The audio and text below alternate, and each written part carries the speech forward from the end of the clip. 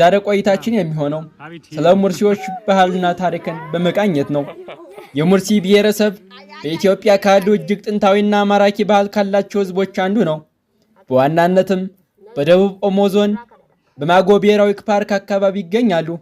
ስለ ሙርሲዎች ታሪክና ባህል ዋና ዋና ነጥቦችን ስናነሳ ሙርሲዎች ናይሎ ሰሃራ በሚባለው ቋንቋ ቤተሰብ ውስጥ ይመደባሉ።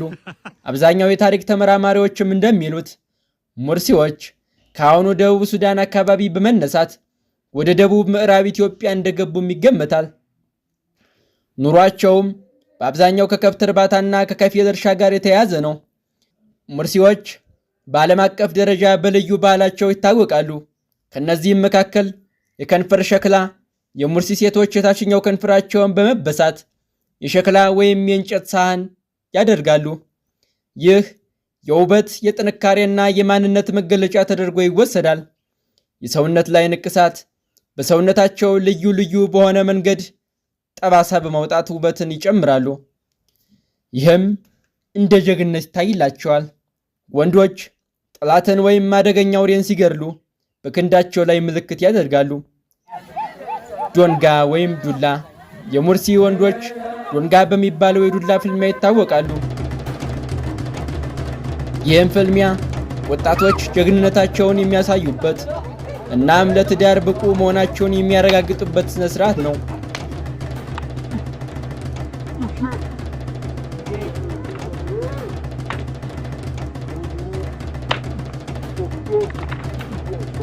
ማህበራዊ አወቃቀርና እምነት ለሙርሲዎች ከብት ከሀብትም በላይ ነው።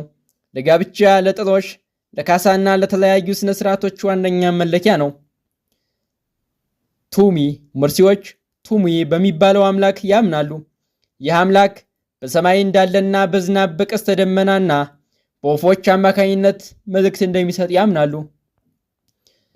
የሙርሲዎች ኑሯቸውና ኢኮኖሚያቸው ከፊል ዘላልነትና በዝናብ ወቅት ለእርሻ የሚመች ቦታ ይፈልጋሉ።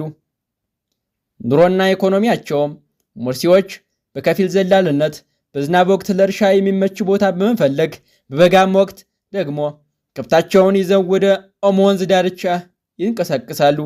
ዋና ዋና ምግባቸውም ከበቆሎና ከማሽላ የሚዘጋጅ ገንፎ ሲሆን የወተትና የከብት ደም ድብልቅም ለጉልበት ይጠቀሙበታል። ከሙርሲዎች ባህል አንዱና ዋነኛ የሆነው የዶንጋ ስርዓት። የዶንጋ የዱላ ፍልሚያ ዶንጋ ለሙርሲ ወጣቶች ከጨዋታም በላይ ነው። መሳሪያውም ሳና የሚባል እርዝመቱ እስከ 2 ሜትር የሚደርስና በጣም ጠንካራ የሆነ ዱላ። መሳሪያው ሳና የሚባል ርዝመቱ እስከ 2 ሜትር የሚደርስና በጣም ጠንካራ የሆነ ዱላ ይጠቀማሉ።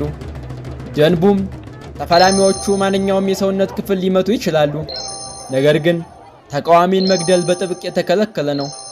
በስህተት እንኳን ግድያ ቢፈጽሙ የገዳዩ ቤተሰብ ከፍተኛ ካሳ ይከፍላል።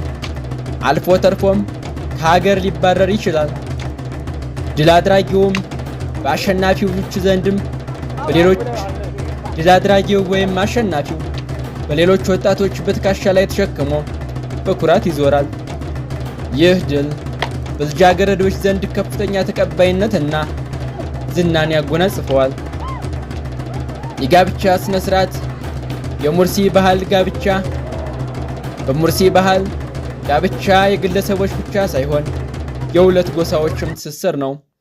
ጥሎሽ ጋብቻው ህጋዊ የሚሆነው ጥሎሽ ሲከፈል ነው። ይህ አብዛኛውን ጊዜ ከ20 እስከ 40 የሚደርሱ ከብቶችና አንድ ክላም ጠመንጃ። ይህም አብዛኛውን ጊዜ ከ20 እስከ 40 የሚደርሱ ከብቶችና አንድ ክላሽ ኮቭ ጠመንጃ የሚሰጥ ነው። የከንፈር ሸክላ አንዲት ልጃገረድ ለትዳር ስትደርስ ከንፈሯ ይተለተላል። የሸክላው ስፋት ትልቅ መሆን ለቤተሰቧ የሚከፈለው የከብት ቁጥር እንዲጨምር ሊደረግ ይችላል። ይህም በማህበረሰቡ ዘንድ በትልቁ ይታመንበታል።